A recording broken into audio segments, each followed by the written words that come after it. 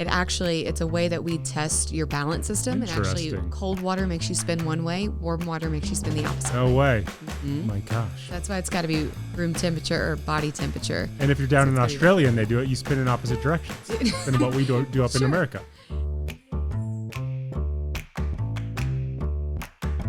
Welcome to the Ask an Audiologist podcast, real audiology white papers written by real audiologists and explained to you by a real audiologist and a guy who isn't.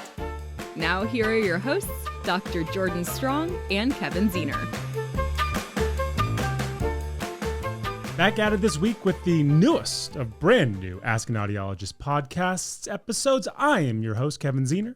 I'm Dr. Jordan. I am so stoked to talk about today's topic. Yes, it's obviously about earwax. Okay, clearly it is. And yes, it's about earwax removal. And yes, it involves the Earigator. Coming to us from Dr. Turri at the Villages Health in the Villages, Florida. Let's really not waste any time, Dr. Jordan, and talk to us about the wonderful world of Cerumen and how the Earigator helps remove it. You actually have a fun nickname for the Earigator. The ear pressure washer? The ear pressure washer. That's exactly what it is. It is. It's exactly what it is. So let's start here. Give people who haven't seen this or who have seen it but they don't know that they've seen it, kind of give an explanation of what it looks like. Sure. So it's got a big water basin where we put the water in there. But what's interesting with the Earigator is it actually controls the temperature of that water. So it's got, it kind of sits on a base that helps control that temperature. Yeah. And then it's got And what do we want that temperature to be at? Like body temperature. Got it. Basically. Because, and I had to ask this before, it would make sense to me that it wouldn't be freezing cold. That would be awful. But you also really don't want it too warm, warm, let alone hot. So actually with that, whenever we do a balance test, part of the balance test is where we put either water or air, cold water or cold air, and then warm water or warm air. It's a way that we test your balance system. And actually, cold water makes you spin one way, warm water makes you spin the opposite way. No way. Mm-hmm. Oh my gosh. That's why it's got to be room temperature or body temperature. And if you're down in Australia and they do it, you spin in opposite directions than what we do up in America. It's a little bit warm, but it's just more body temperature. Yeah, it's just like comfortable. Yeah, it just matches. Yeah. It matches the heat that your body's putting and out. It feels great. Awesome. Yeah. All right, continue. So it also has a cord that comes out of it that's where we actually use the nozzle. It's got like a clear kind of shield around it, and then it's got the earpiece. Looks like a satellite dish. It kind of looks like a satellite dish. So it's a black gun, for lack of a better term. Sure. Then there's this transparent circular dish with a pointy black nozzle coming out from it. So it looked like if somebody from the 70s showed up, they'd be like, why do you have a handheld satellite dish that shoots water in your hand? Yeah. You'd be like, that's right. Give me your ear. Let me show you what this bad one is. Awesome. So then, and what is that dish meant to do? Yeah, a couple of things. One, it protects us as everything comes back out, and two, it helps us to see through that, to be able to see still into the ear canal, because it's very important that we can still visualize everything while we're removing that. And it kind of is a little bit magnified. It is. It is a little bit magnified. So the ear's a little bigger than right. And so that's the actual Earigator itself. What is the prep that you do for your patients before they undergo the Earigator? Sometimes we soften the wax a little bit while we're waiting, because it does take a little bit of time, a couple of minutes for that water to get up to temperature where it needs to be.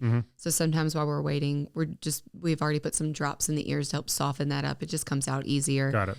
The other thing is we also have like a water basin that we put up next to the head to collect the water in the wax as it comes out. And it's kind of fun because the patients like to look in there most of the time. The patients like to look after. You also get a big, beautiful black Earigator smock that you get to wear. You're not getting a haircut, but it looks like you're getting a haircut. It does, yeah. And so the patients in the smock, the soft eardrops have gone in. The basin is up to temperature, and we're ready to start hosing somebody down. That's hopefully not. What is the technique that you use to make sure you're just not shooting right. water into somebody's ear like one of those clown prizes at the carnival and actually not doing anything. Yeah. So we actually need to use like circular motions on the ear canal because it does have a good bit of pressure to it. You never want to point that pressure directly at the eardrum. Got it. So we want to use circular motions, go around the edge and flush that water right out of there. The other thing is we definitely will never use that on someone who has had ear surgery or who's had any type of like trauma to their ear canal or to the eardrum. Why is that?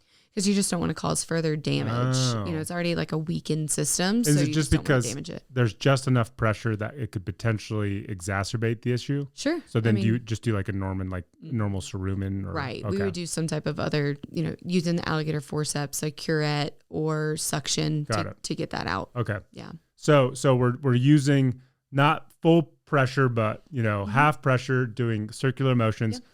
Yeah. How in your experience, like what is the fastest earwax to have popped out? Ooh, like using the Earigator? Yeah. Oh, I mean, a matter of a few seconds. Really? Sometimes, yeah. Man. Yeah. I feel like all the So prep, you're like, fast. oh my gosh, I could just like yank that bad boy out. Sometimes it does feel that way. But sometimes it takes a minute. Mm-hmm. And I have watched where you see small flakes come out and you think it's going to move.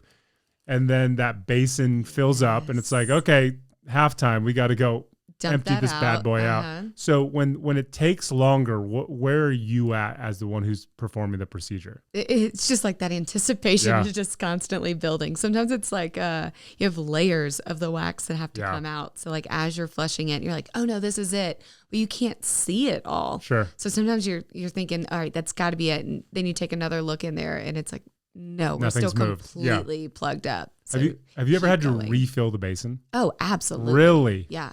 Yeah. That impacted and that hard? Oh yeah. Oh yeah. And so then tell me why, like, we have curettes, we have the forceps, there are things that exist today. Why is the Earigator such a necessity in today's world? So much easier. It's easier on the patient. It's easier on us. It's more comfortable. Okay. A lot of times. It's just, you can do it faster. You can do it, it's more pleasant. Sure. And some of our patients are like, it's like the ear spa. I was going to say that does like have this spa quality to it. It does. Especially if you have like a diffuser with some calming music and, one of Dr. Jordan's colleagues massaging your feet while you're, it's a whole treatment. But that's an upcharge. I'm telling you right now. There you go. And so with the Earigator, once the piece of earwax falls out, it's extremely noticeable. If you've ever watched these videos, it's like, it looks like a little bit of an ear waterfall, and then there's a huge rock that falls out of the ear. What is the biggest piece of cerumen you've ever actually seen fall out? Because I have seen some nuggets. Yes. I would say some that are pretty long. It's like 3/4 of an inch. Yeah. That's crazy. Yeah. Those are, and sometimes they're bigger around. Sometimes it's like a long piece. It's kind of stretched out. Yeah. And so one of the things that we've talked about before on this podcast is we actually don't want water sitting in your ear. So Correct. So after the mission is accomplished and we've removed the earwax, what are the follow-up steps? Yeah. Sometimes we'll use like an ear dryer that just kind of holds up to the ear and it just kind of dries it out. It looks like a little kid's telephone. It kind of does look like that. Yeah. And then we also have these little, it's like an ear sponge. You can actually get them over the counter for like swimmer's ear. Like if you feel like your kid, especially like in the summers, like if y'all are swimming a lot and things, you can actually buy these, put it in the ear. It's a little thin little sponge. And as it sits in there, it just soaks up the water and gets a little bit bigger and you pull it back out. And so how long do you typically keep a patient after they've undergone irrigation? 5-10 minutes. Got it. Yeah. Just to make sure there's nothing bad left in there. Well, listen, I could seriously talk about this all day long and watch this stuff all day long. There's like this anticipation of it. There is. You're like, I know it's coming. It's going to fall out of there. It's going to be big. And oftentimes if the Earigator I feel like is being used, you're getting a good treat at the end of that video. Something good is coming out of it. It's fantastic. Well, to learn more about this subject, please go to askanaudiologist.com. And to see some irrigation action, head on over to our sister station, Hearing the Calls YouTube channel for all the cerumen removal your little heart desires. And trust me, we got some good stuff over there. Dr. Jordan, 2 thumbs all the way up today. Woohoo! Great job. We'll see you guys next week. You can find more information at askanaudiologist.com. And you can follow us on all our social channels at Ask an Audiologist. The information provided on this podcast is for educational and entertainment purposes only and does not substitute for professional medical advice. Does your hearing, in fact, get worse when you don't wear hearing aids? The realistic answer is yes. Okay.